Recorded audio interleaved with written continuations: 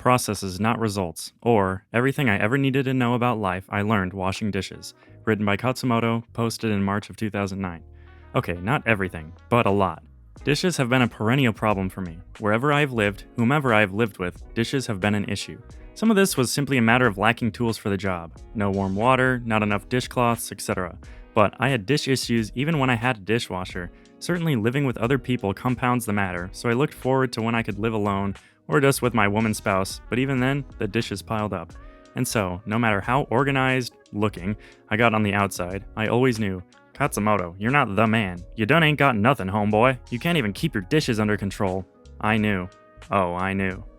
I knew. In life, we are often terribly concerned with outcomes. We're always trying to get somewhere. Sometimes that makes sense.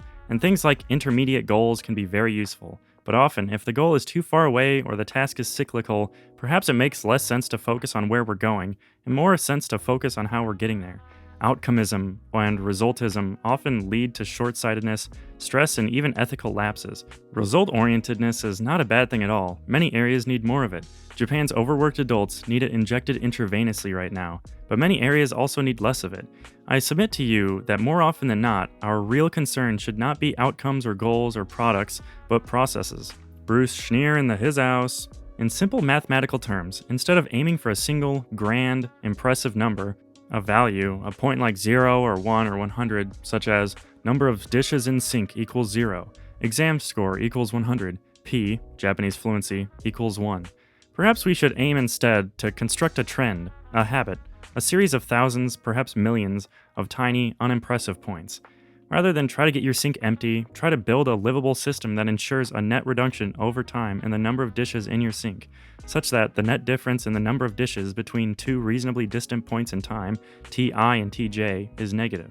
Rather than try to ace this one exam through a caffeine-aided, Herculean feat of short-term memory, try to find a process that allows you to not only ace any exam, with just a little work every day, SRS, but also ace life in terms of actually remembering the information you're paying so much money for, in terms of books or school fees or whatever.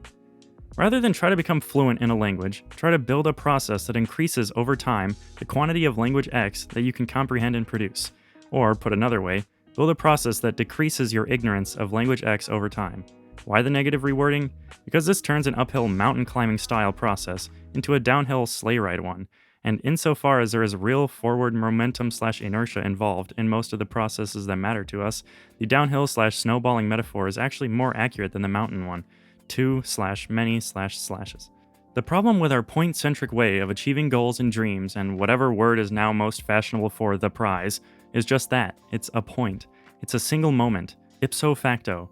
Everything other than that point, every moment not spent at that point, is a moment of failure.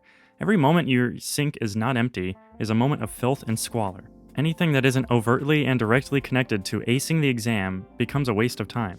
Every second you're not fluent in Japanese, you are a noob. Every day that isn't your birthday sucks. Every day that isn't your wedding day isn't happy. These are not happy feelings to be carrying around. This is a sucky way to live, especially since the time outside the success point constitutes the majority of your life. There is a better way. There is a way to ace without being anal, to succeed without suffering.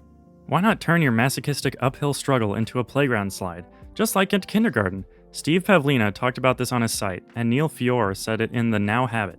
Stop trying to finish tasks, focus on starting them instead. Start enough times and the finishing will all take care of itself. When everything is a function, then life turns from a struggle into a slide. In a sense, it's a more productive interpretation of go with the flow.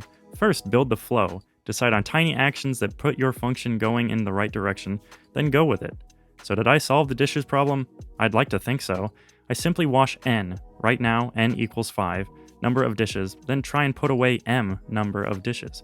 Right now, m equals n. Every time I'm around the sink and have a couple of minutes free. With the task of dishes, I prefer going for a number rather than going for a time as in time boxing, because, well, the number of dishes matters more to me than the time it takes to do them. I like the feeling of controlling the speed and I don't have to be interrupted by the end of the time box. I feel kind of embarrassed literally sharing my dirty household secrets like this. Housework gets no respect, and here in the Japans, most men aren't even involved in it. Footnote: one wonderful exception is my college roommate, T-Star. That boy can cook. but my other guy friends who are Japanese have basically never seen the inside of their family kitchens. It's a good life, except for the 26-hour workday with unpaid overtime part. Take one for the team, Tanaka-kun. End footnote. Especially men with woman spouses. Mine's a feminist, so I'm basically whipped. I mean domesticated. I mean happily involved in a relationship of equals. There will be all this awkward laughter when she reads this. But it is a real-life problem that mattered to me. It required a solution, and I think I've solved it. It's been said that orderly surroundings both reflect and produce orderly thinking. I wanted order, I've wanted it for a long time, but I didn't want to spend or feel like I was spending all my time maintaining it. In that sense, I am happy with this process, and I think it contains lessons that can be applied elsewhere. Random closing aside. So, functions and lines rather than points. Did you ever notice how people, when they're scolding you for not doing something, often go, "Would it kill you to wash one dish?" Or how, when you've been neglecting a project or a language for a long time and it's starting to die on you, that it's usually not the case that you were doing too little work on the project, but that you were doing zero work on the project? I have, so the idea of processes over results is deeply connected with the idea of just doing something, just moving forward. Overall, very simple stuff, but it was earth-shaking for me in terms of the improvement in quality of life. Hopefully it will be for you too. And if you have any other dishwashing tips, send them to me.